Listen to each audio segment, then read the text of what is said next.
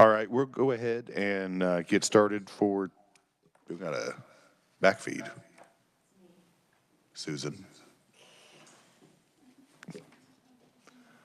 Is Tim not online?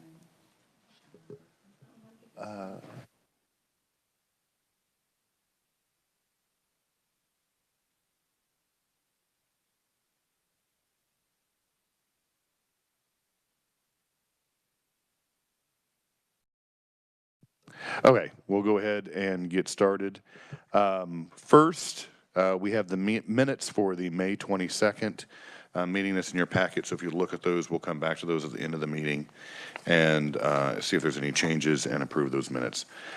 Next, we will go on to the presentation and applications to the Build Kansas Matching Grant Fund. And so I'd invite Jason Fizel, the Interim Executive Director for the Kansas Infrastructure Hub, and on behalf of the Build Kansas Steering Committee. Jason. Opportunity to present before you today. Last month when I was here, I stated we had a record number of 22 applications. This month we happen to have 21 just behind that number. So I'm going to go ahead and get started and we'll roll through these and answer any questions you may have. First, the Build Kansas Fund application review. These are our miscellaneous applications that didn't fall under a particular program. We'll start with the Wichita Airport Authority. This is through the Airport Terminal Grant Program from USDOT. It is a 5% federally required match. The project is to expand check-in capacity and replace outdated infrastructure at the airport in Wichita, Eisenhower Airport, to enhance efficiency, accessibility, and support future passenger growth. The terminal upgrade includes increasing the number of ticket counters by 30%, adding check-in kiosks, and implementing common use technology at the ticket counters. And this is where, rather than having static signs for each individual airline, they have TV screens that can be swapped out, and different airlines can use the same ticket counters and kiosks. Adding the common use systems will increase the flexibility, allowing for more airlines and flights to operate out of the airport, as well as an improved passenger experience. It also allows the increased capacity and efficiency sets the stage for additional service, which in turn equates for more market competition. 30% increase in ticket counters will make available capacity for new airline entrants, including ultra-low cost carriers. In 2024, the airport set their all-time record for passengers with over 1.8 million arrivals and departures. And the ability to sustain growth without the well, I don't know why that's. With that, I'll just say that the Wichita Airport Authority in this case is providing a 10% total match, whereas our expectation is 5%. So they did provide double the match that we expect in the cost share guidance. And they are making a request for $180,000. And with that, we bring it to you for final review. All right, thank you, Jason. Committee, are there any questions in regards to this application? Any concerns? All right, seeing none, we'll go ahead and forward this on, and you can move on to the next application for Southwest Kansas Groundwater Management District number 3. This is a Water Smart Applied Science Grant Program. It's for the creation of a groundwater accounting platform for irrigation water management in Southwest Kansas.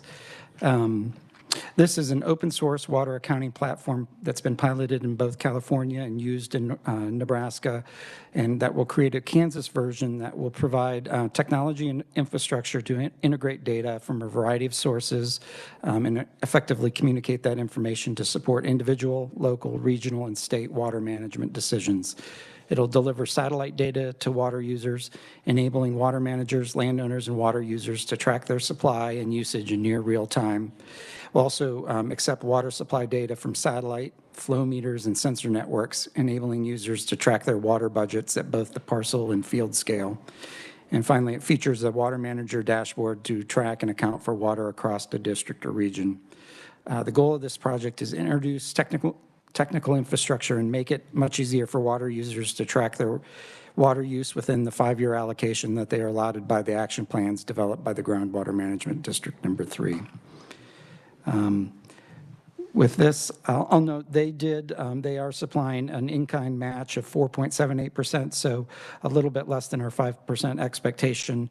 But I will note that in our guidance, we do say 5% of the non-federal match is, quote, a good guideline, but not a requirement. So they are just shy of the 5%. But with that, they are making a Build Kansas Fund request of $380,886.49, and we bring it to you for final review. All right. Any questions in regards to this application? Representative Francis. How come they didn't do the 5%, did they say? They didn't say. No. In their application, they're providing in-kind match, and it's staff time for training landowners on the system. And I think they just somehow came up shy of the 5%. And they didn't give any, did they give any estimate of what their in-kind contribution would be? It's $19,114.50. Oh, so the entire amount of their match is in-kind? Yeah. Any other further questions? Representative Helgerson. Representative Francis and I both have some concerns, even though we have said we'd like to have a 5% goal. It is nice if they put some cash in, as opposed to the in-kind contribution that we're seeing here, 100% of the in order to make the match. I don't know if we need to express this more clearly. Cash is king. How's that? Well, and I would say, I know Representative Helgerson was not here at the last meeting, and we had a couple of applications where they did not meet the 5%, and it was basically, we had to give an exemption or exclusion on our part for that. If the intent of this committee is to basically send this application back and say, we would prefer to have a 5% match, or if you want to have an exemption of the 5% match, you need to have an explicit reason as to why, which is what both of those applications had on the last meeting we had.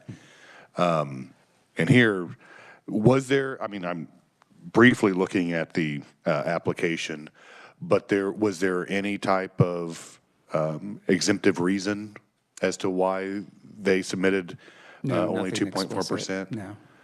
I would say, since we've been having most of the other applications, and if we come up and discuss having an exemption for a particular entity for not having the 5%, we would send this application back and then either have them explain why they did not meet the 5%, or, as Representative Helgerson has indicated, coming up with some cash in the game to have the 5%. Representative Francis. We're talking about $886, is that right? Or I'm trying to look, 800. Yes. Yeah. Could we give our consent based upon them putting in $886 worth of cash rather than We can make come that a back through? stipulation, yes. I'd make that motion. All right. Seconded by Representative Hoyer. Do you have a question? I'll second the motion and then speak to, I'll support it so that it moves forward. But I also think on these types of projects where it does require some community outreach in order to learn how to use this, that by putting that in-kind contributions toward that effort, it will save money in having to hire a consultant to do that. I mean, there is other costs to this that are people hours rather than just purchasing and putting together the infrastructure here. So the 19,000 the in-kind is saving from having to use other, increasing the cost, I guess. Representative Helgerson? Representative Francis? I was just going to say, yeah, I'm totally in favor of in-kind being used as part of their match. But also, we do kind of set that goal that between in-kind and cash, it ought to be 5%. So, yeah. All right. Is there any further discussion on the motion? All right, seeing none, Representative Francis, you can close. I close. All right, you've heard the motion. All those in favor say aye. Aye. Opposed? All right, motion passes. Is there any further discussion on this particular application? All right, seeing none, we will have this one, I guess, be modified before being sent on to the federal government. So the next one that we have is Ducks Unlimited Incorporated. Jason. This is another Water Smart program. This is the Environmental Water Resources Projects. It requires a 25% match.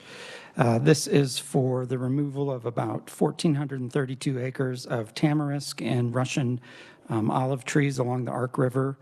I will note in the title, they do mention John Reservoir, Colorado to Wichita, Kansas.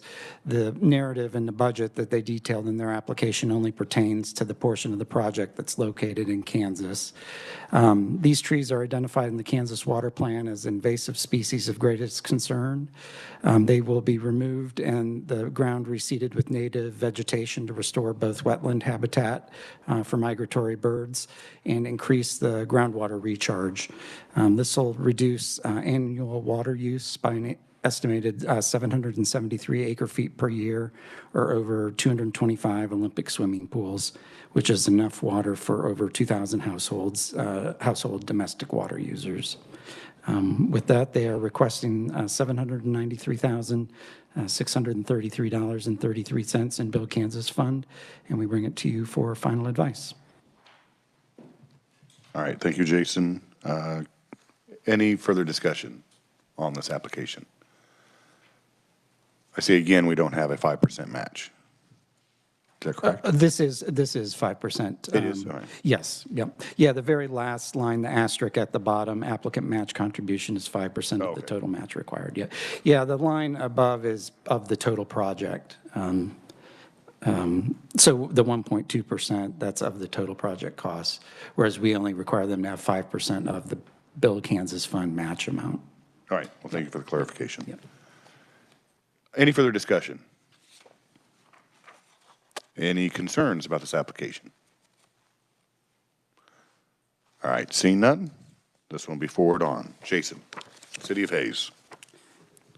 City of Hayes is a Water Infrastructure Finance and Innovation, or WIFIA, program application. I will note that WIFIA is a loan program, not a grant program, but it is funded in part by the Infrastructure Investment and Jobs Act.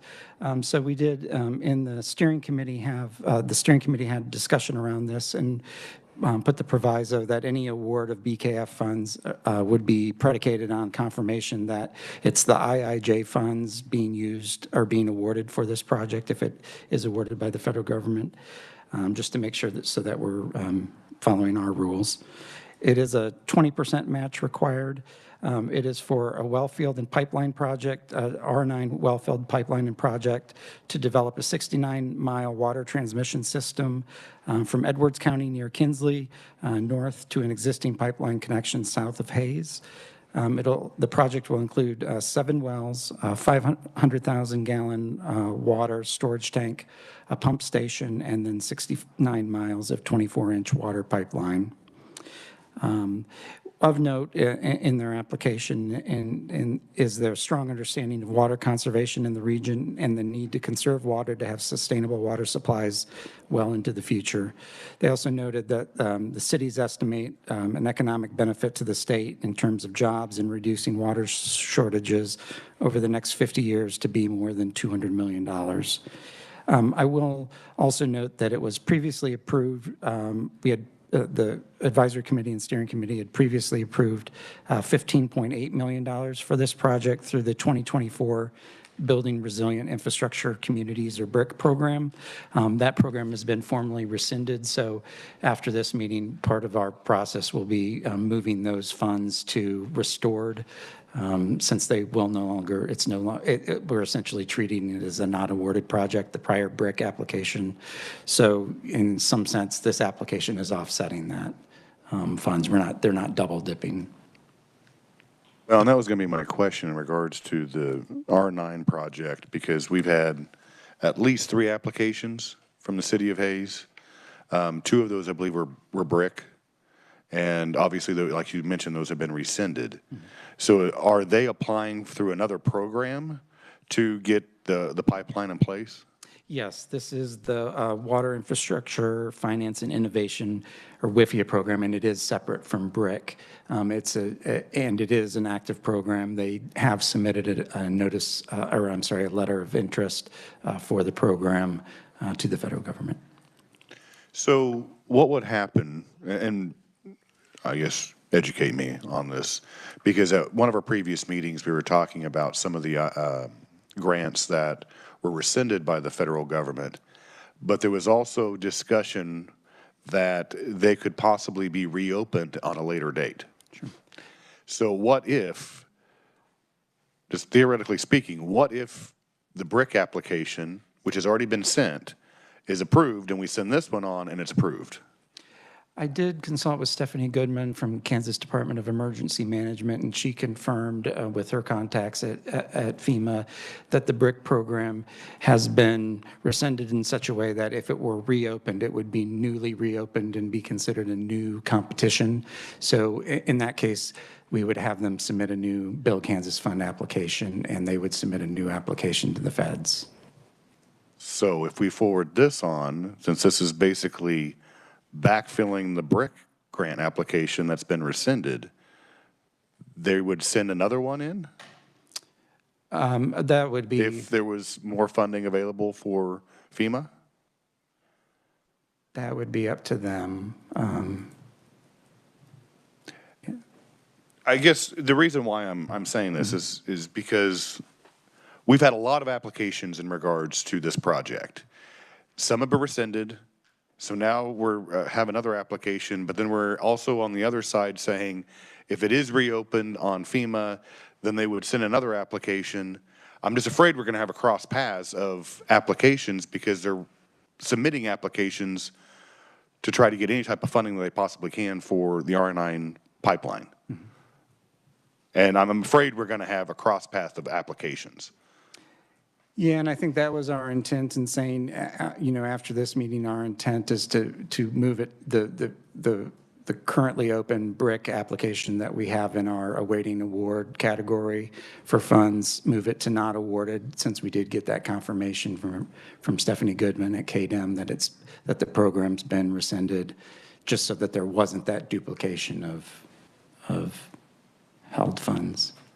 So is there any mentioning, and I believe this is the case, and somebody can correct me if I'm wrong, but I believe there's a court proceeding in regards to the water rights in regards to the R9 ranch as well?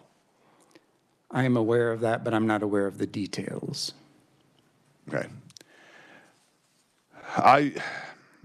We can go ahead and move forward with this if this is the will of the committee. However, I would say it's one or the other. It cannot be the Water Infrastructure Finance Innovation Program and BRIC. It's got to be one of the other. So if they want to submit, they won't be able to submit a BRIC grant if it's reopened and funded through the federal government if we forward this one on and they're awarded these funds. That'd be my only stipulation. That'd be a formal motion, so seconded by Representative Francis. Discussion on the motion. All right, seeing none, I'll close my motion. All those in favor say aye. Aye. Opposed? All right, motion passes. Any further discussion on this application? Any concerns that has not already been expressed?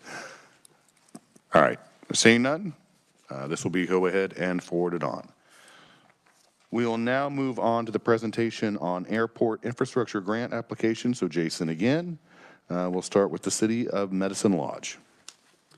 This program requires a 5% match for small rural airports, of which we're considering today. Medicine Lodge, airport grading, and airport geographical information systems. Basically, the ground at the runway end is currently listed as an obstruction.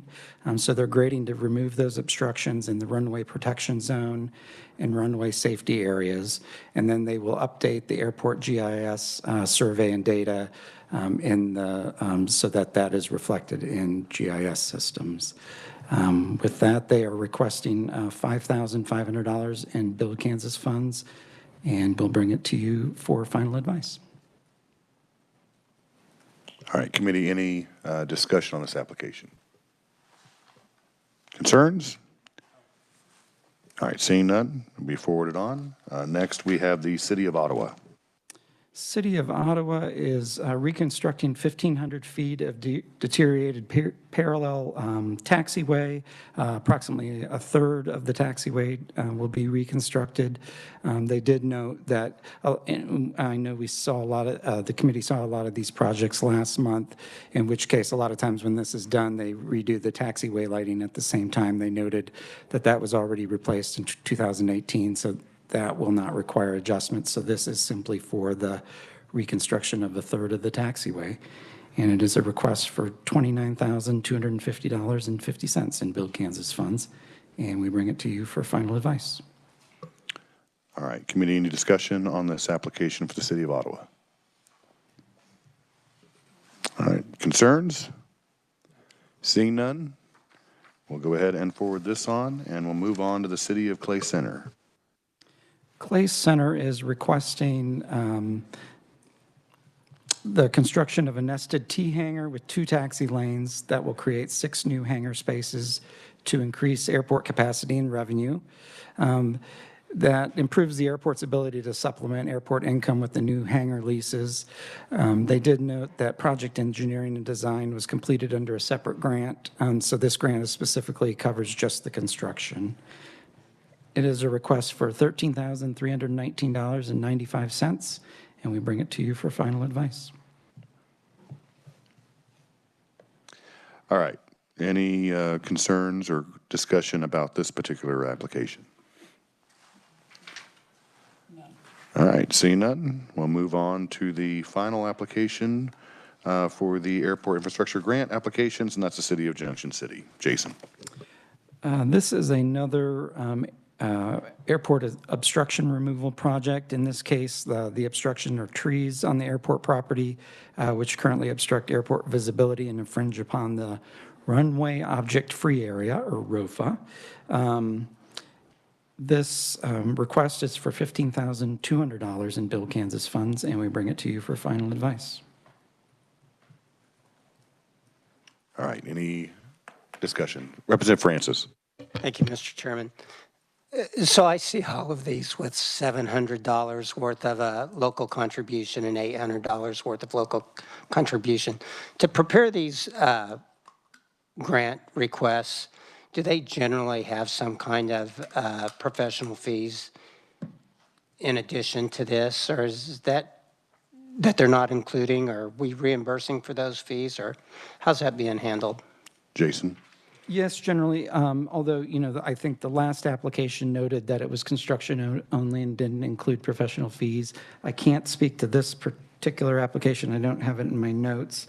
But typically, from the other airport infrastructure grants that we've seen, they do have some professional engineering fees involved. Okay, thanks. Any further discussion? Any concerns?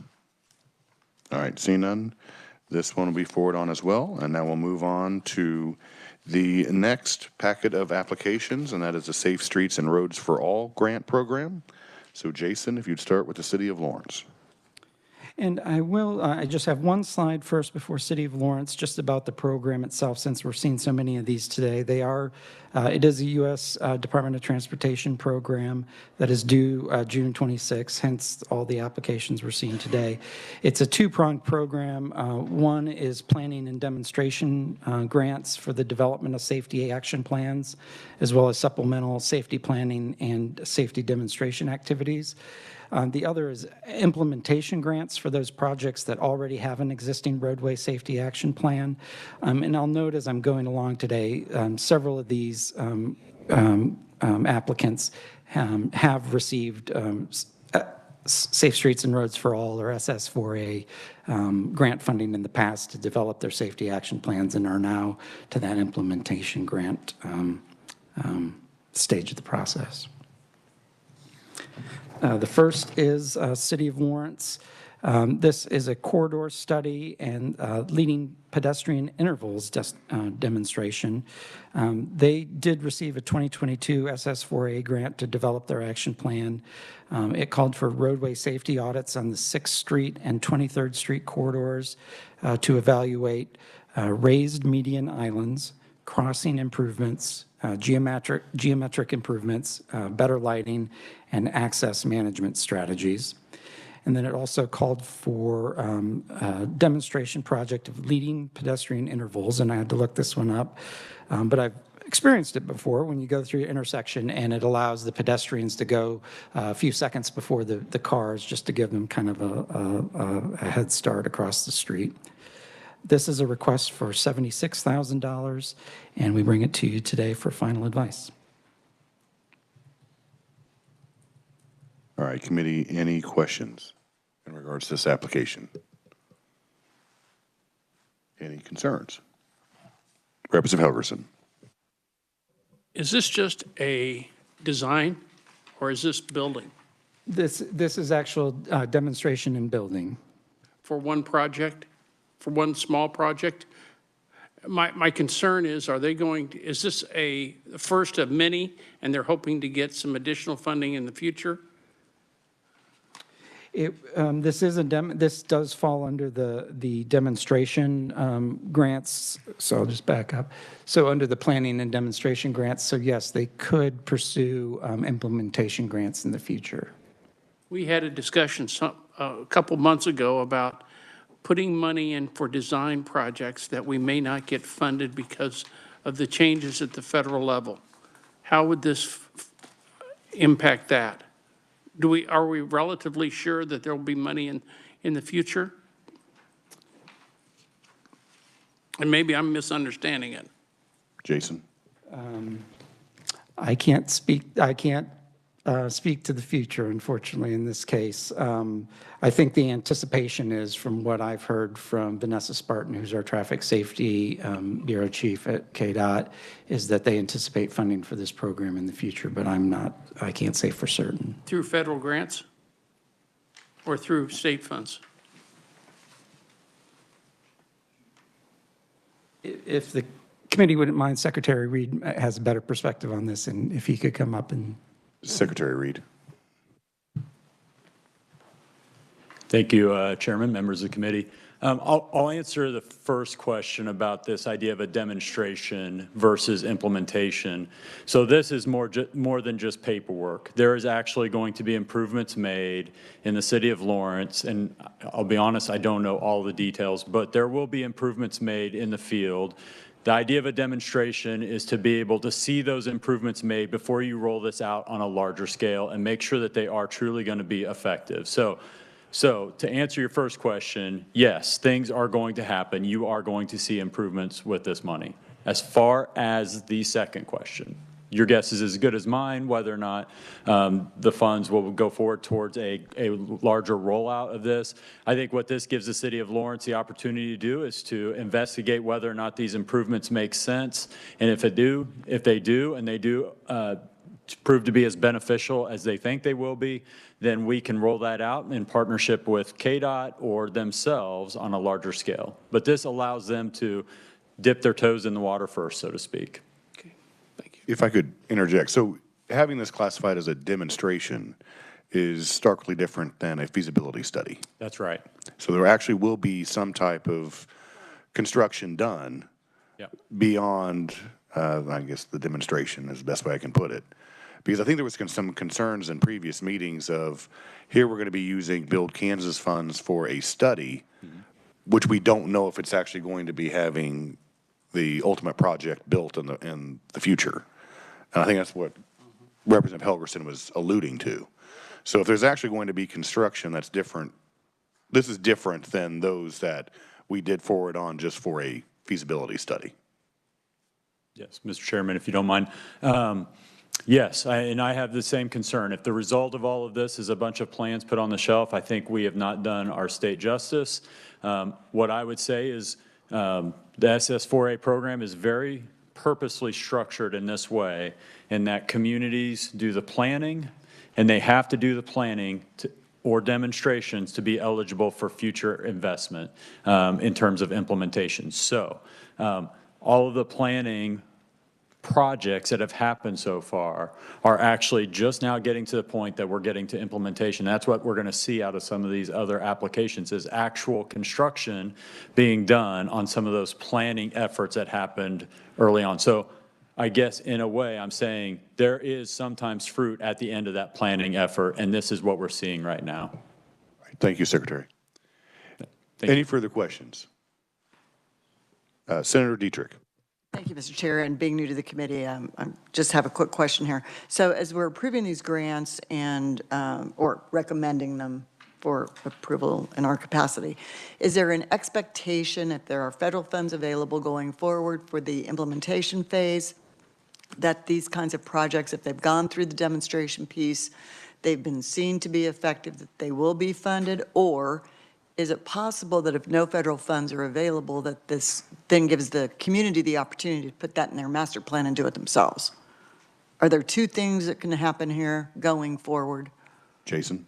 Yes, in fact, a number of these are noting that they are contributing to their master plans or their comprehensive plans.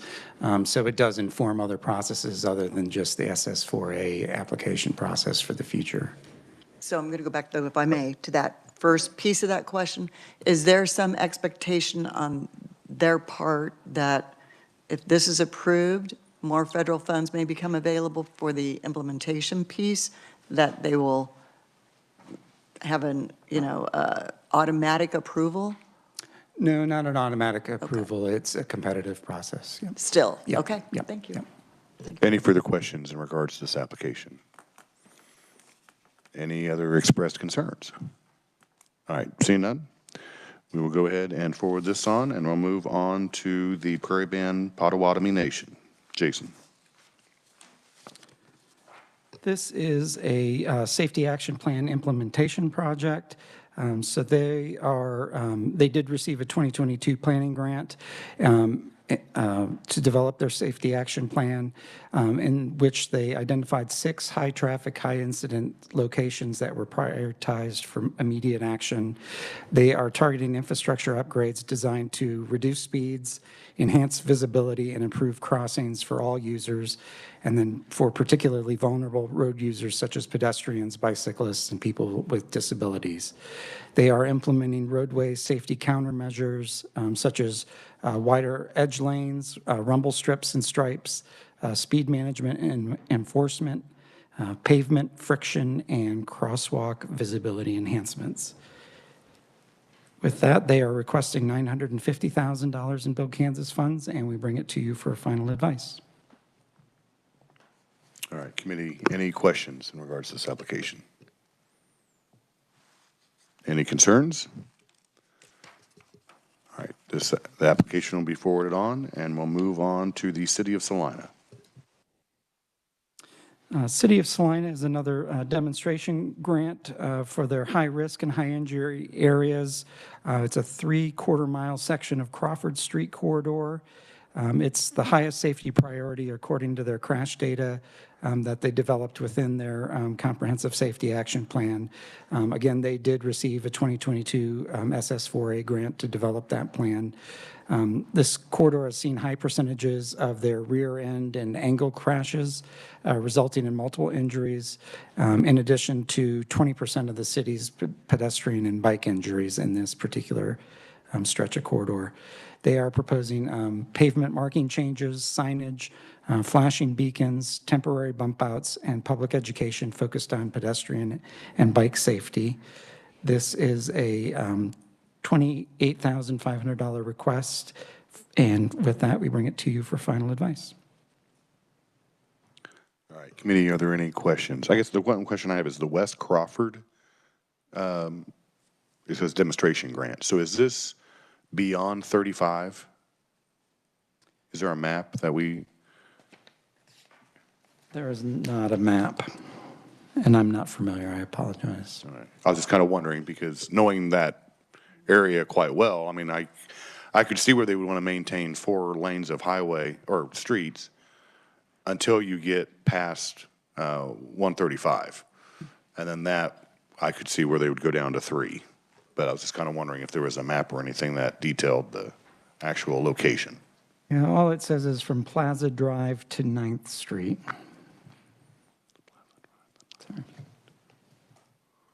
Okay. That's in town then, okay. So that's not exactly the area that I was thinking of. Any other questions for Jason? Any concerns? All right, seeing none, this will be forwarded on, and we will now move on to Norton County. Norton County is a planning grant for development of the Safety Action Plan that will identify high-risk corridors, assess systematic safety issues, and incorporate community-led solutions to create equitable and data-driven strategies. The completion of the plan will position Norton County Coalition to pursue SS4A implementation grant funding and leverage state and federal resources in the future. They did note they have an average annual fatality rate of 25.4, which is well above the national annual average of 12. They are requesting $150,000 in Build Kansas funds, and we bring it to you today for final advice. I will note they are requesting an exemption from the local cash match requirement. This is a case, and I put up on the screen here our exclusion policy in that eligible applicants that team together on an application or demonstrate regionality may also be considered for an exclusion on a case-by-case basis. In this case, it is a 5-county application: Norton, Phillips, Graham, Rooks, and Rollins, covering 4,600 square miles and including over 19,000 people. So due to that regional nature of this application and approach, they are seeking an exemption from contributing a local match.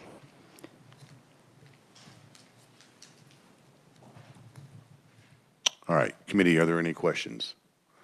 So even though the initial title said Norton County, it's actually 5 counties. Yes. Norton County is the lead applicant, but it is covering 5 counties. Affects 5 counties. Yep. All right. Any other questions? Any concerns? All right. Representative Helgerson. I have some real hesitation about the exemption of not having some cash from the 5 counties. So I'll just mention, it's our policy right now, but I have concerns going forward.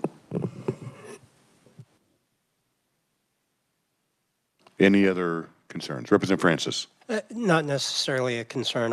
I'm just kind of trying to remember the conversation we had when we did this. I think we were wanting to encourage people to work across political boundaries, and sometimes there was a concern that it would be hard to divvy up basically who made what contributions. That's just a little of the background as I remember the conversation. I don't know if the chairman wants to add to that if he remembers it. Well, and I think when we started this process, this is our 2nd year now in this process, and we had put that into place as we would encourage those that are applying to have the 5%. And if I recall, we've only had a few exemptions in regards to the 5%. We had 2, like I mentioned, we had 2 last month. And the reason why, they actually had a specific reason as to why they were paying for an exemption, and that was because they didn't have the cash. And there was no way that they could generate by their either electrical rates or whatever rates that they were needing in order to put the infrastructure into place. There was no way that they could generate the amount for a 5% match, and that's why we went ahead and approved the exemption. It says due to a regional nature of this application approach, we are seeking an exemption. I would probably contend that the 5 counties could put up a 5% match. I know it's affecting a larger area than just a particular city or just one county, but I would probably express that I would think that if it's going to be covering 4,600 square miles, 5 counties, and 19,000 people, they could come up with a 5% match between the 5 counties. Not saying each county had to come up with 5%, but between the 5 counties themselves, they could come up with 5%. I don't know if the validity of the statement for the exemption is the same that we received from the 2 cities that we received last month.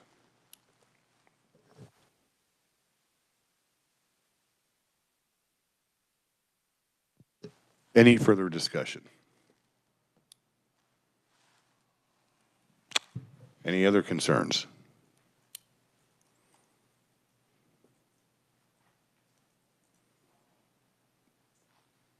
All right. We will forward this on, but I think that would be, we need to have that expressed, that exemptions are only due to cash flow, not for regionality. All right, Jason? Next is the City of Dodge City. This is for, they too had received a 2022 SS4A grant to develop their action plan. That action plan studied 10 years of crash data to identify Dodge City's highest risk intersections, corridors, and locations. The emphasis was on intersections. The implementation emphasis is on intersections, distracted drivers, and speeding vehicles.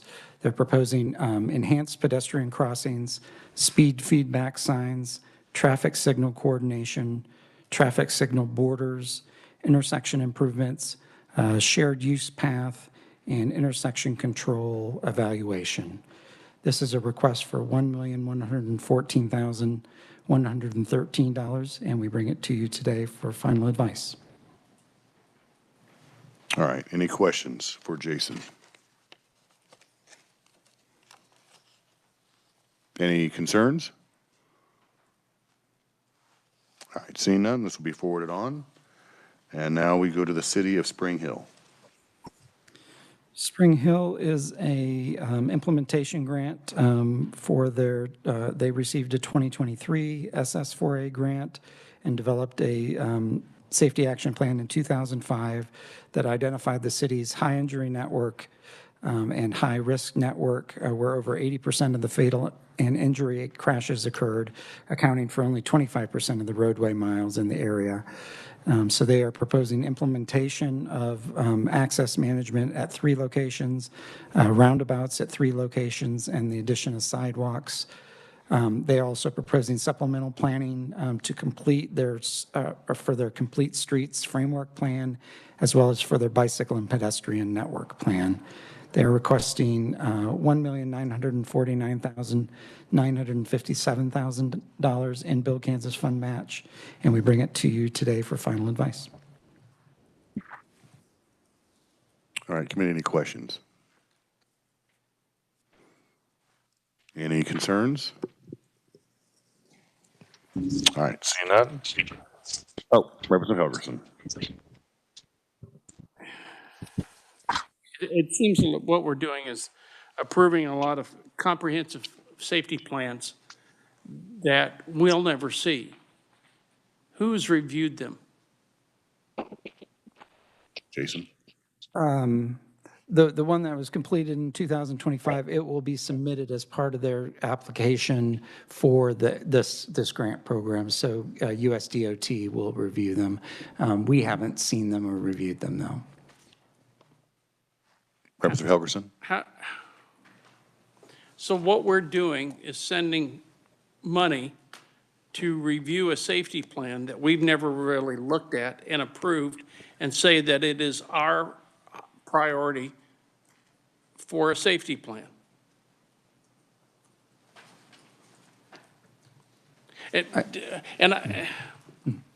I hope that somebody looks at it and says, this is the priority. But sometimes I don't know if the safety plans that are approved for bicycle walkways or not bicycle walkways, but walkways, bicycle lanes, roundabouts. Sometimes I don't know if those are the safest and best way to spend our dollars.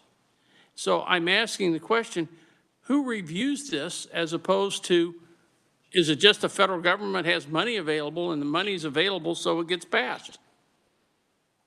I do, yeah, and I guess all I can add is that the USDOT will review it as part of this application round. So they were awarded in 2023 to develop that plan, which was finalized in 2025, and they'll submit that plan as part of the application process for this grant. Okay, I apologize ahead of time. You know, Wichita has spent millions and millions of dollars to decide that it is better to have handicap accessible sidewalks, to have roadways that, to limit the roadways, to have more bicycle lanes, and to eliminate cars on some of the major streets. And they did this because the federal money was available.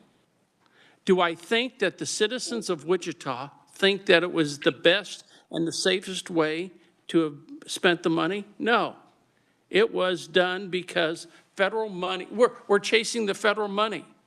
And my concern is that someone locally or at the state level should say, this is the best way to spend our limited dollars and our limited federal dollars on these projects because it makes better sense.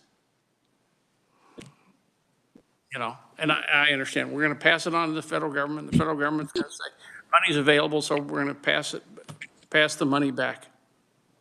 But I don't know if sometimes we're getting the best process in spending the money.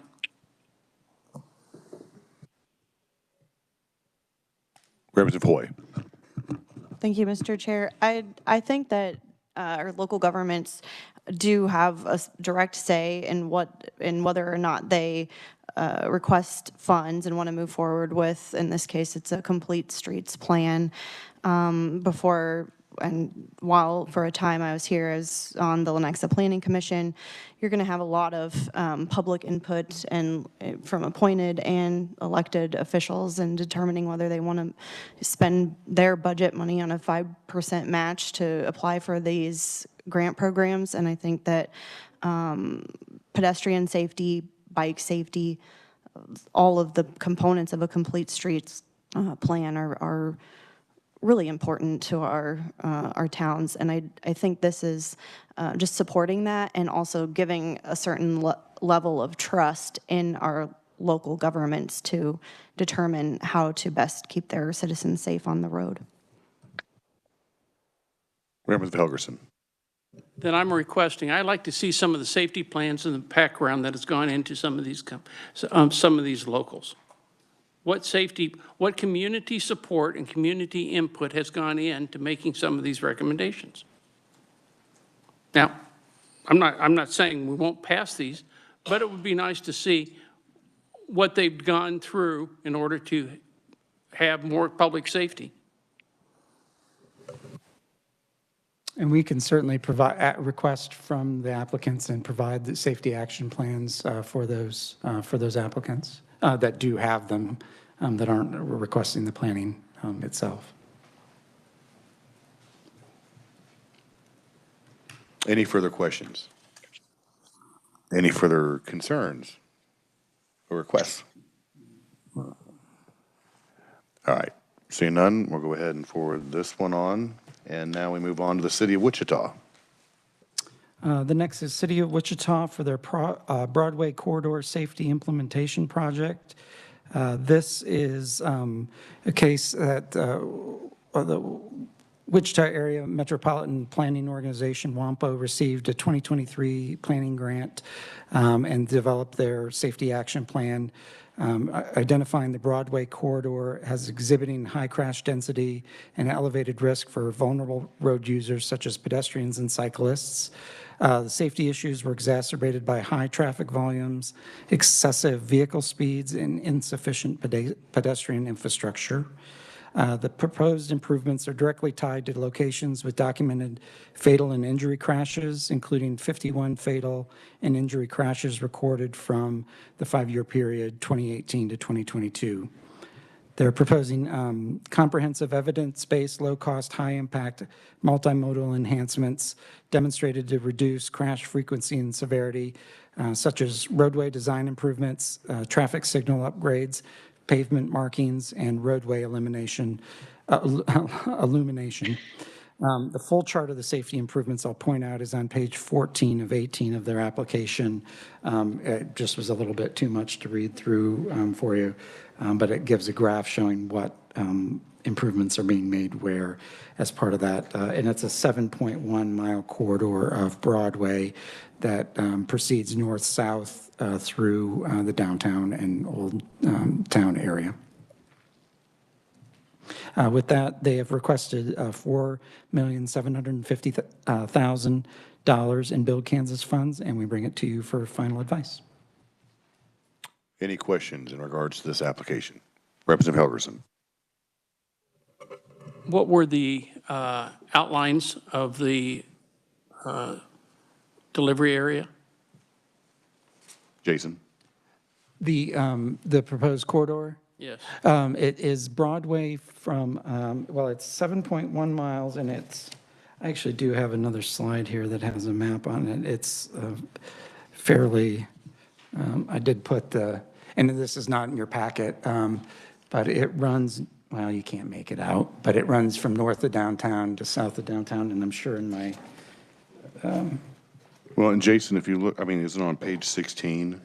Where it says corridor section, Pawnee to Kellogg, Kellogg to 13th, 13th to 21st, and then 21st to 37th, and then I-235? Yes. Yeah, and it runs, the totality of it runs from 37th Street North to Pawnee Street along Broadway. That's fine. Any further questions in regards to this application?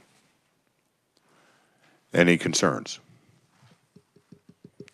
All right, seeing none, this will be forwarded on, and then we'll move on to the Shawnee County Sheriff's Office. Jason. Shawnee County Sheriff's Office is requesting critical 911 and real-time crime center updates.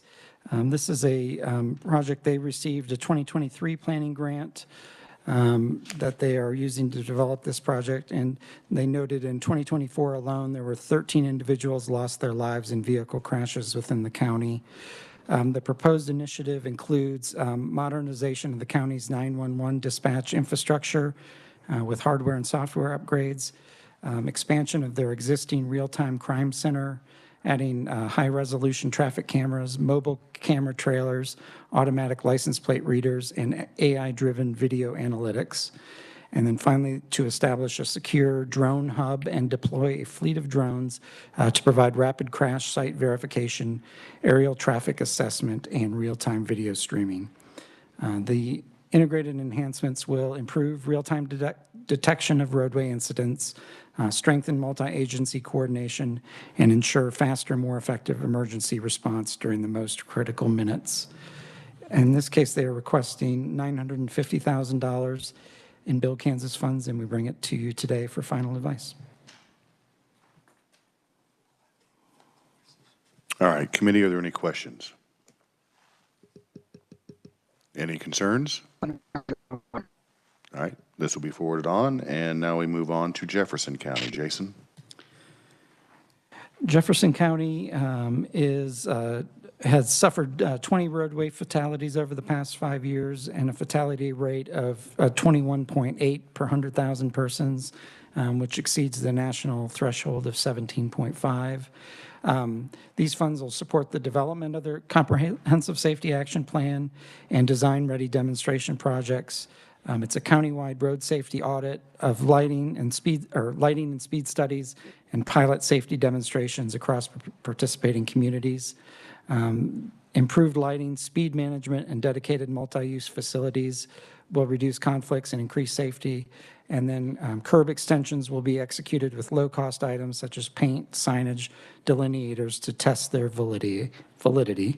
This is a request for $120,200, and we bring it to you today for final advice. And they do have an exemption.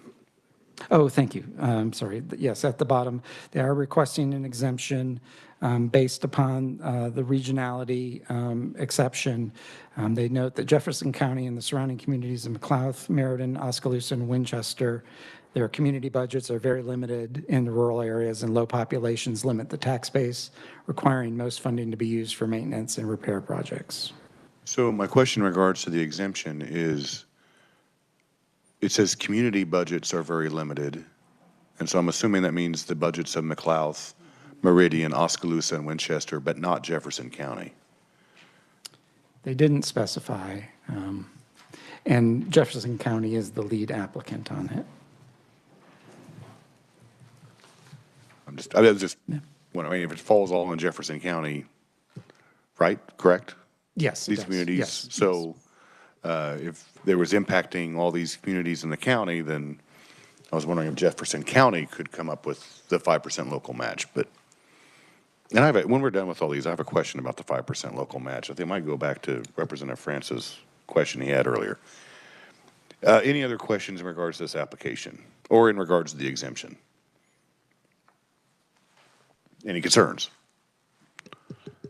All right, seeing none, we'll forward this on and we'll move on to Leavenworth County.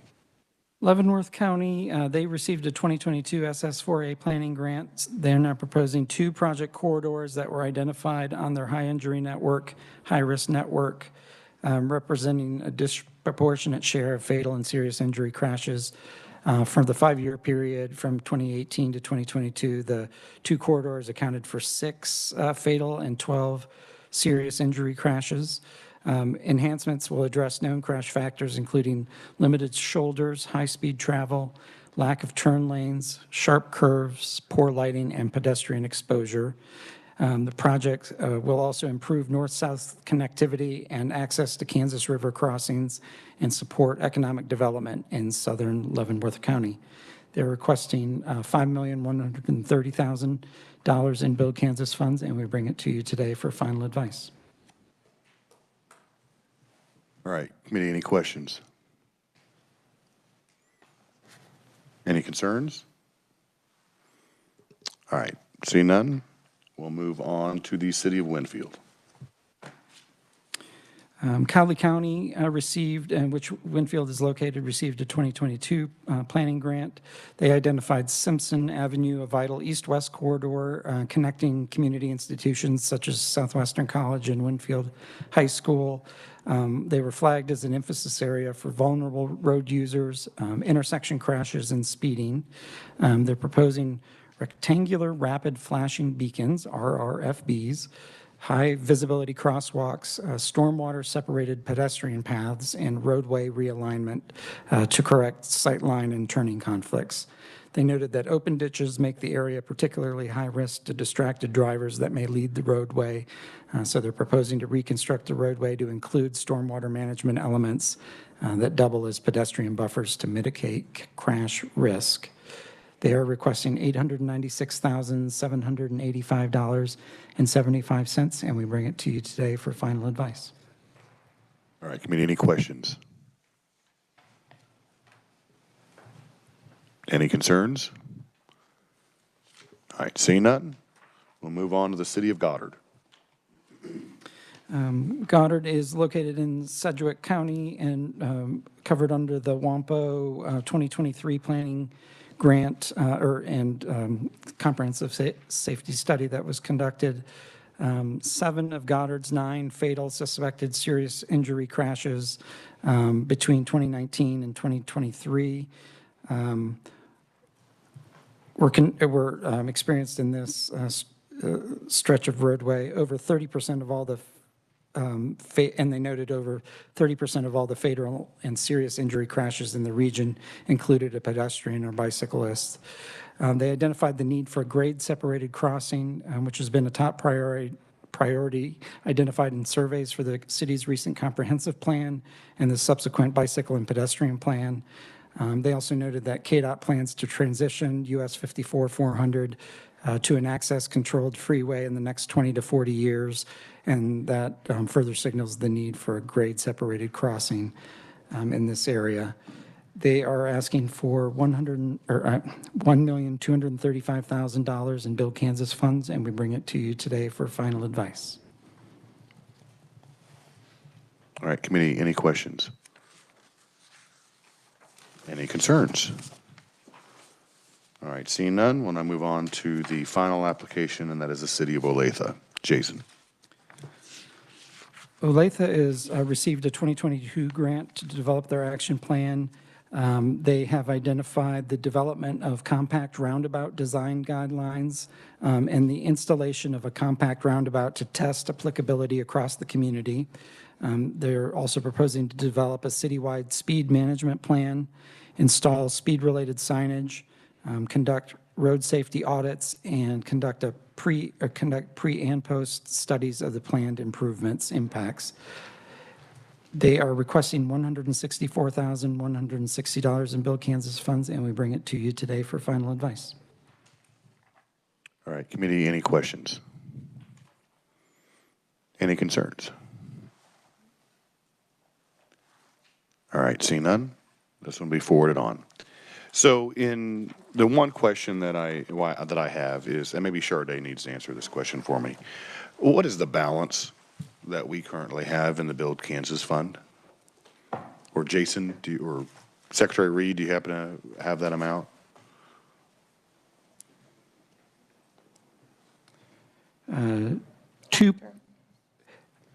After de-obligating the BRIC applications that we are moving over to not awarded, we will have 23.8 million left. And then how much have we approved today?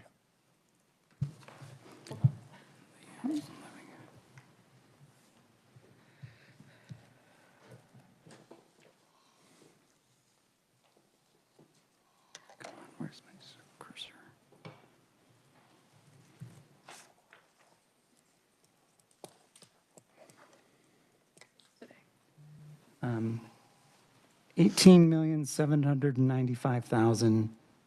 $18,795,256. That can't be right. Not today. Because Hayes alone was 15 million. The city of yes. Wichita is nearly 5. Let me get to my, I do have it. And then you have Leavenworth I'm just County, having- another 5. I'm having trouble getting to my slide.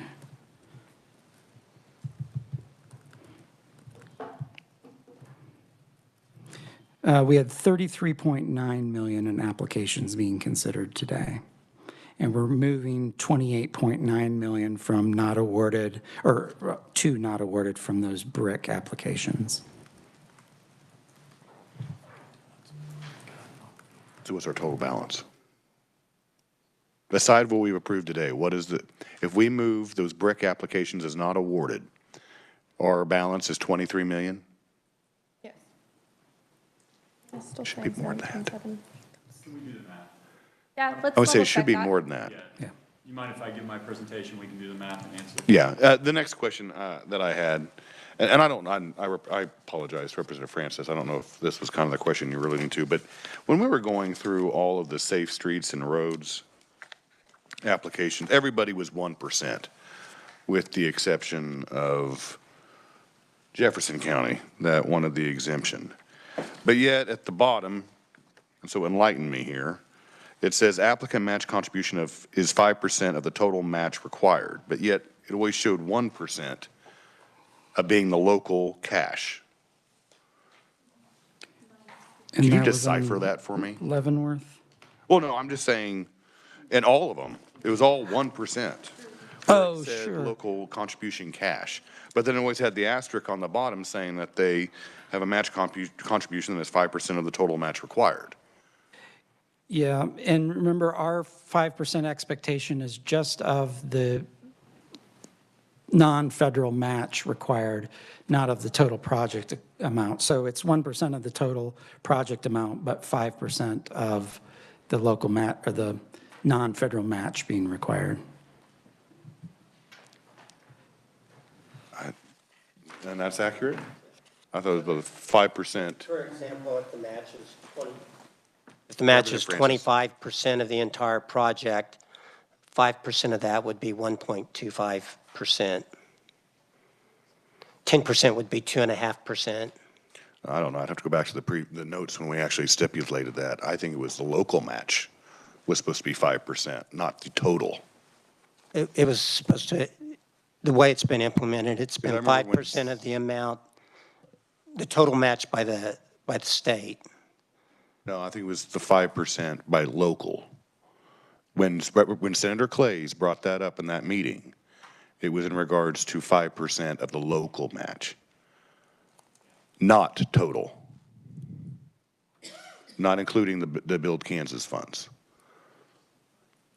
Because I remember that conversation very well when we had it up in, 548 South. I don't think we've ever done it that way. So that's why I was just asking, because it was kind of contrary to when this was initially brought up, when actually in next month, the Senate will be taking over this committee as it switches every year. And I believe it was the second meeting we had, second or third meeting, when we had a conversation about the local match. And it was explicitly, and that's why I'd have to go back to looking at the video and seeing what Senator Clays actually was stipulating with the local match. All I can say is this is in line with all the rest of them that we've done since that point. Well,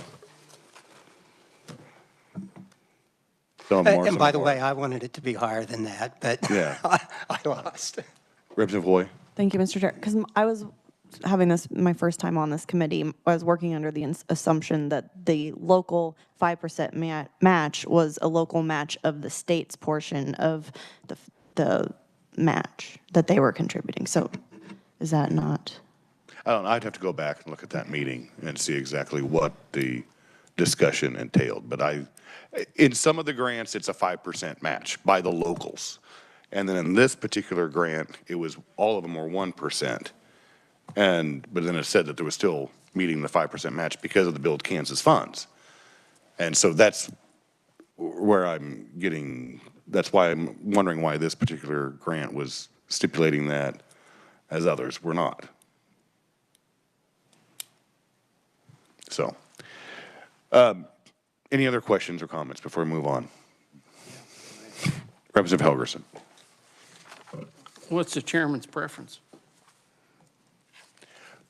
Since the senator's not here anymore. I know that. I'm asking what your preference and understanding was. Well, I think the understanding was that I think it was the third meeting we had. Yeah.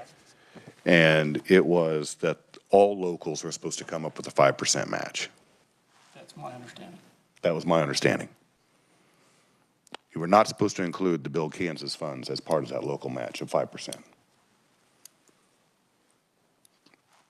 But I'll go back and look at that particular meeting and see exactly.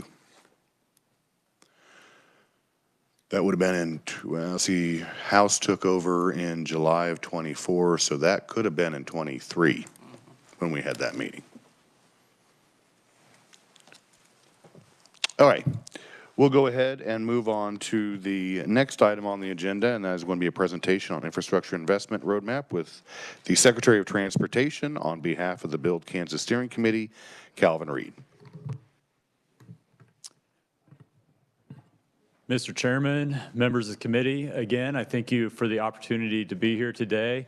Really appreciate the conversation, especially about local match. I think that has been an area that we have been navigating the whole time, right? How do we make sure that our locals are getting skin in the game so that they have ownership of these projects? Also, I will comment a little bit about this idea of regionalism.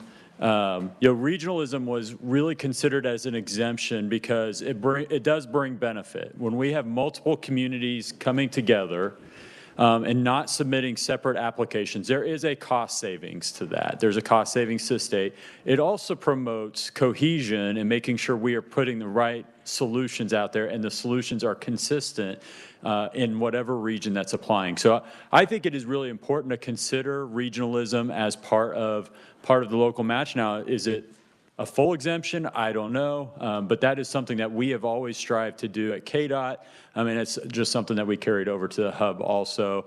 And then, yeah, obviously we need to go back to the record and make sure we all fully understand what 5% means before we start talking to communities, because it's really important that we communicate any of these changes to communities so they know what their commitment should be for any of these projects. So with that, I'm prepared today as the lead agency for the infrastructure hub. KDOT is here to present basically a framework, an idea for a framework about how we can think about these infrastructure investments beyond IIJA beyond Build Kansas. Both of them have expiration dates. The current IIJA expiration date is next September, so September 30th of 2026. After that, there's no there's nothing definitive what is going to follow in terms of infrastructure investment from the federal government. Build Kansas expires 2 years from now. It was a 4-year program. We are halfway through. What I want to give today is a proposal for your consideration about how we can continue the momentum of what we've been able to do in terms of a comprehensive look at infrastructure, and also a framework about how we can think beyond these programs. All right, now what's happening? There we go. All right, as I said, here's a brief timeline of where we're at. Really, the infrastructure hub was created out of an opportunity. And that opportunity was the IIJA that was passed in 2021. It was legislation that put a lot of new discretionary grants out there for communities to take advantage of. We wanted to make sure as a state that we were leading the conversation, that we were making sure that communities were able to understand these grant applications and try to set them up for success. During the process, we had lots of conversations with communities to identify what any of the hurdles might be for them to be able to leverage this additional federal funding and really make beneficial improvements to their communities. And we found two things. One is that a lot of the communities did not have the funding to be able to create the entire local match themselves. That was critical. And then also, they did not have the technical expertise within their communities to understand, look for, apply, and administer these grants. All right? So Build Kansas legislation was passed really to address those two issues. $215 million program, $200 million set aside for local match for any of these federal grants through IIJA, and then $15 million for technical support so that we could strategically be making sure that communities are aware of these grants, what the purpose of these grants are, how to apply for these grants, assist them in applying for those grants at times, and then at the end, helping them and giving them guidance on how to administer these grants if they are successful. We are halfway through, and now we have an opportunity to look forward, and that's what I want to talk about now. So as I said, it's a shifting landscape right now in infrastructure. There's a lot of things that are up in the air, but some things are starting to become more clear.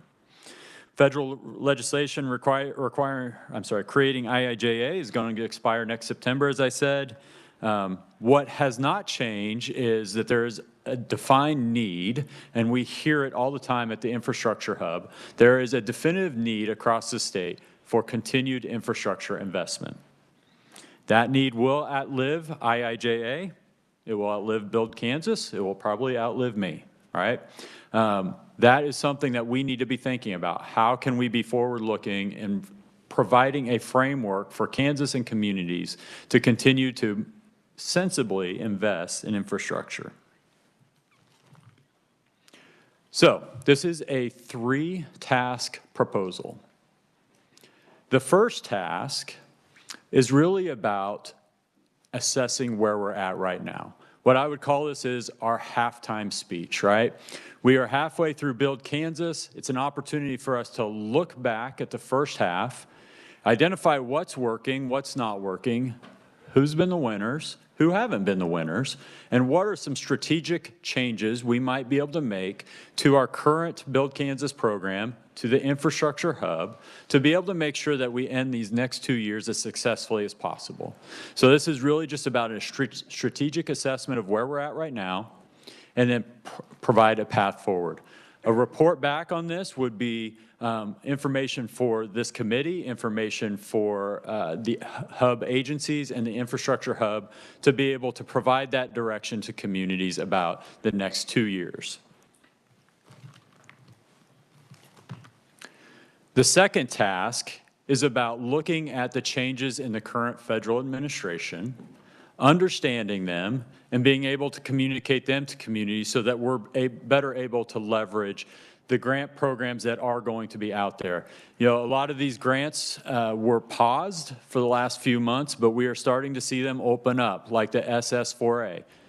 The priorities have changed, and we all have to acknowledge that. We can agree or disagree with the priorities of this administration, but the priorities have changed, and we need to understand that and be able to communicate those changing priorities to our communities that are applying for these grants. So this is really about looking at what has changed with this administration and how we can communicate that so that we can also maximize the most out of these next 2 years. The third task, I think, is the one that I'm most excited about personally, and I think also that really sets us on a path forward.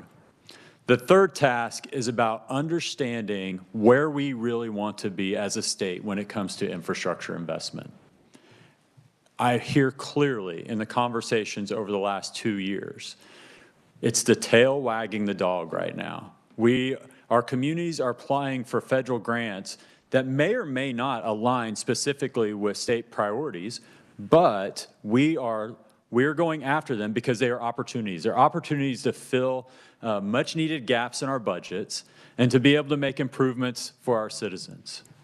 I think it's time for us to look strategically, holistically, comprehensively at all infrastructure in the state and think about it similar to what we do with the Department of Transportation.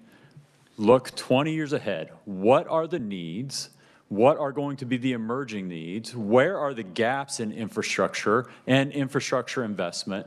And where should we be strategically investing to make sure that we continue to maximize on the amazing resources that we have in this state and provide for our citizens? This is not going to solve the problem, to Representative Helgerson's point earlier. This is a study.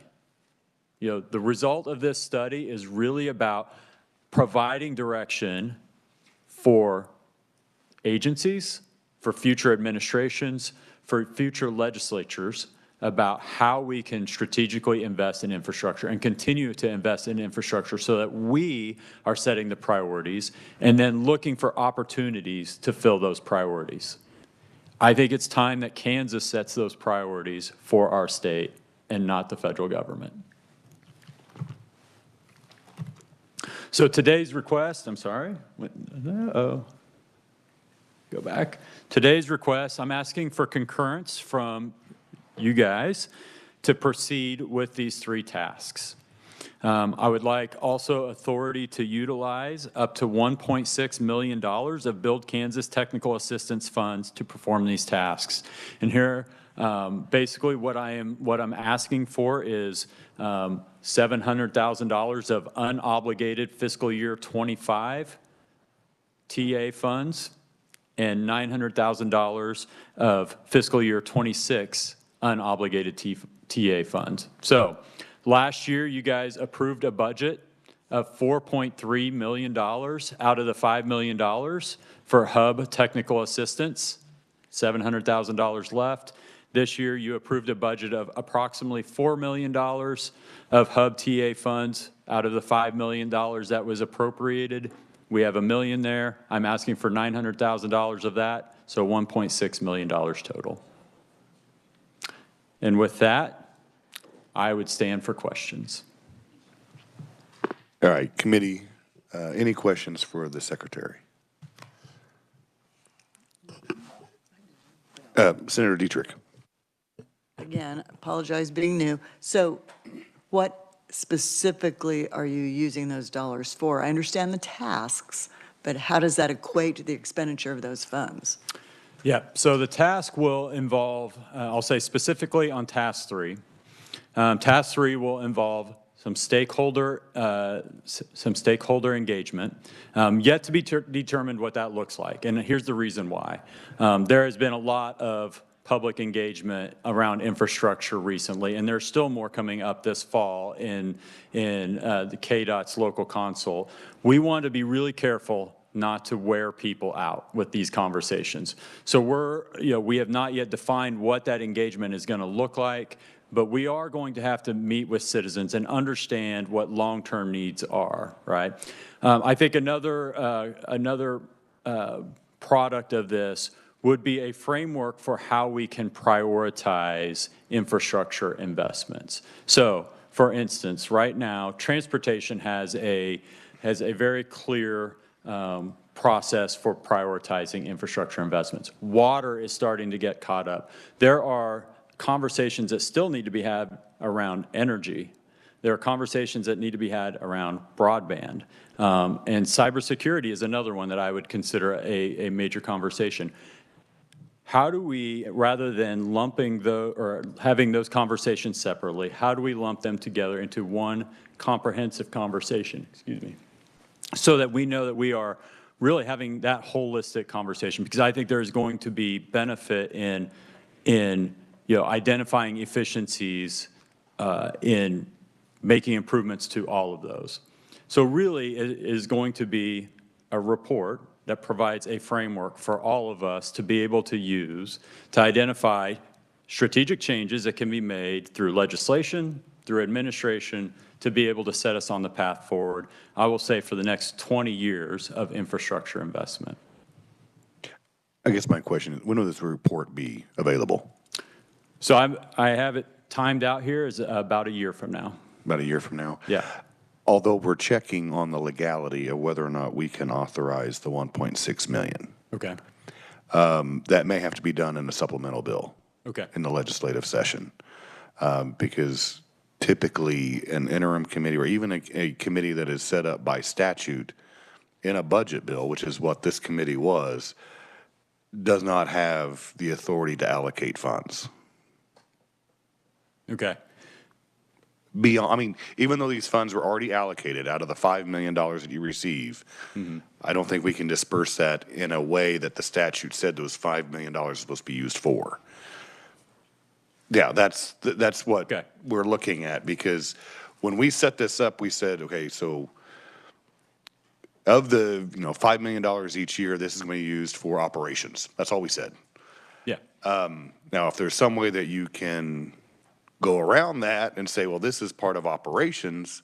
Well, I don't want to go around anything. What I would like to do is collaborate with you guys and maybe help understand. And I would probably say the other avenue is, like, we have the Legislative Budget Committee. We would have a discussion about how we want to move forward, or how do we want to look at, or what type of infrastructure do we want to look at in the state of Kansas beyond what we had in the Build Kansas program.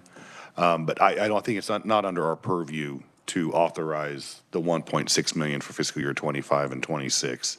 I think that would have to be done in a supplemental bill next session. All right. Thank you.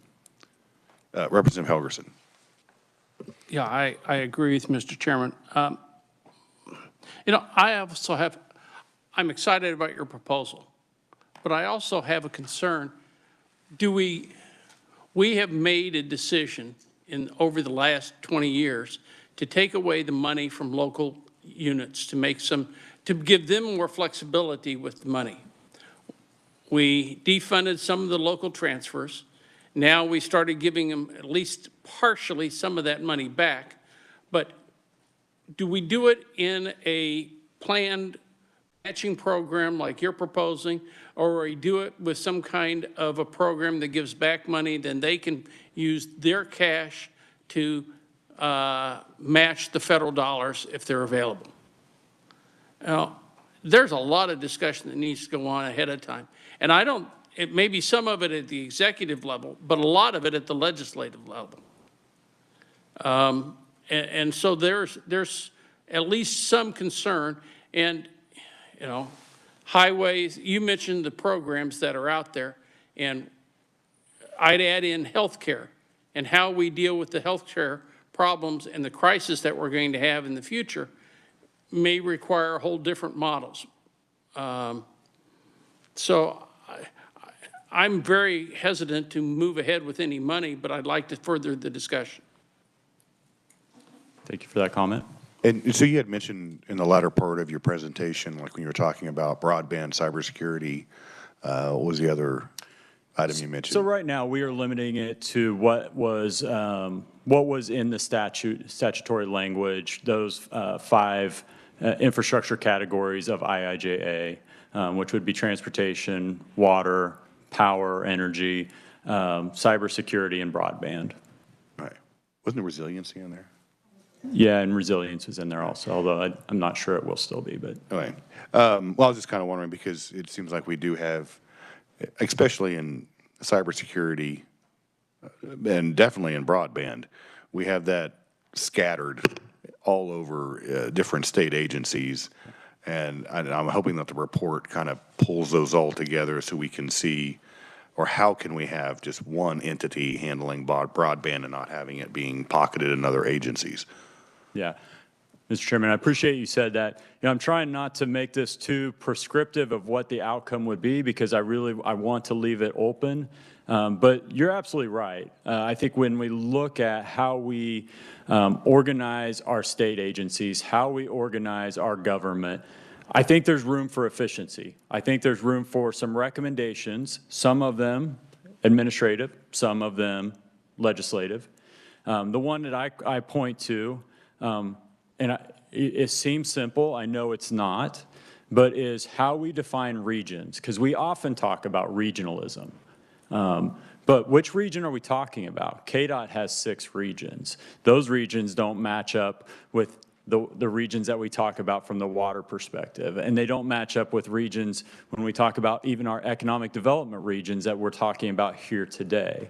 And so do we confuse our communities? Are we somehow making it less efficient for them to be able to at least work with government to solve their problems because they don't know who to talk to? I think that's I'll say simple, but it's one that's at the top of my mind all the time. Is there a better way? Should we be thinking about things like that? Is that really a hurdle? I think it's a big hurdle. I mean, it's one that we just, had to address this last session as far as pulling all these different agencies, and what is it, 17 agencies with water? Has some component of water, and now we have a task force that's going to be looking at that. And we just did this last session with childcare, where we had 4 or 5 different agencies that had their hand in childcare. And I think if we do have a central agency focusing on it, I think we can better address the issues of that particular issue. Representative Francis. Thank you, Mr. Chairman. And I just want to thank you for bringing this to us. I know that many of us that have been involved in this since the beginning, we started down a path. I think when we got into this a little bit, we felt the frustration that the bipartisan infrastructure law, or whatever it originally was called, didn't address some of the concerns that we wanted to address in our communities. I think specifically we found out that some of the water systems, some of the sewer systems of our smaller communities weren't addressed.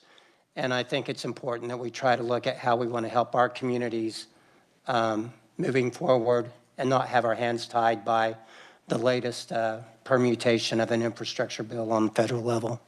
So. Representative Hoy.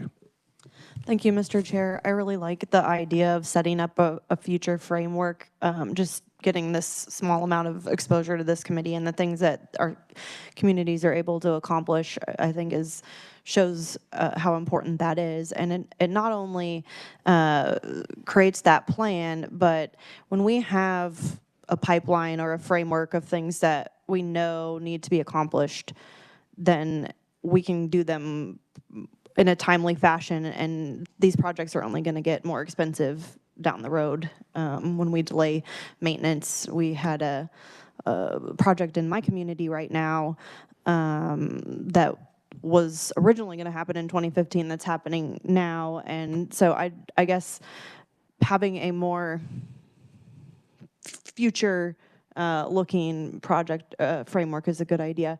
Is there a way that we could make some sort of recommendation that the LBC or State Finance Council review this as well, this request or idea? Would that be something that this committee could do? The State Finance Council, I think, normally we just do that with in a budget bill or in a bill that says the State Finance Council does it. I'm going to be chair of LBC, so yeah, So You can make a request to me. You can let yourself know that we could look at this again. Yeah. Thank Yes. you, Mr. Chair. Any other, starting July 1st anyway, so, any other questions? All right, thank you, Secretary. I kind of want to go back, and I don't know if Jason wants to answer this, or if you want to go ahead and answer this, but. I appreciate the consideration. All right. Thank you. Welcome. No, you'll be presenting again, so don't worry about it. You had mentioned in the last meeting, we had a record number of applications, and then this month, we had 21, which was just one shy of the record number of 22. Is that any indication of what's going on the federal level with the big, beautiful bill, the budget bill, and anticipation of let's go ahead and get these applications submitted before we know the finality of what happens with that? Some of it is due to, so the first 5 applications that we heard today were for pause programs that we anticipate being reopened. As was talked about, the Safe Streets and Roads for All was reopened since the new administration came in, and kind of some things reprioritized and moved around. As far as it relates to the big, beautiful bill, I can't speak to that per se, but definitely seeing movement, seeing grant agreements being approved. One of the things that we were really experiencing is those that received SS4A awards last year in 2023 had not gotten their grant agreements yet, and they're starting to see a lot of movement on that. In fact, the administration just had a press release yesterday about some 300 more grant agreements that had gotten processed. So definitely seeing a lot of movement at the federal level. Right. I was kind of wondering when you're talking about, because these have been a sizable number of applications the last couple of months than what we've seen in previous months. So I was just wondering if there was a correlation to what's going on the federal level and the number of applications.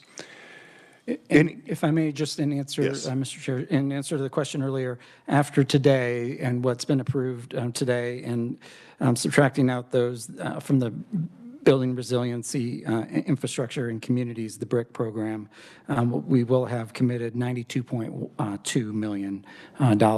Of that, some $52 million is still awaiting award decisions. So it's been approved for Build Kansas funds, but still waiting to hear from the federal government whether or not it's been awarded.